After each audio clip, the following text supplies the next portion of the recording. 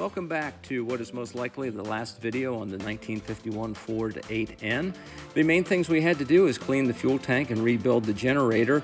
Here you can see what the fuel looked like inside of that old tank, and there is a heavy buildup of varnish and debris inside of the tank, as well as rust and corrosion. I used a product called MEK, which is a thinner that you can find in your big box home improvement stores. It worked fantastic at loosening all of the old crud inside of that tank.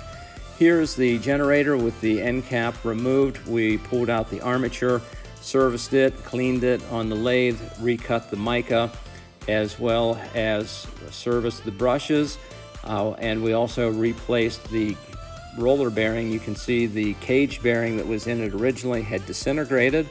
Here's a little parts breakdown of the pieces that were left. We reassembled using a Timken brand roller bearing.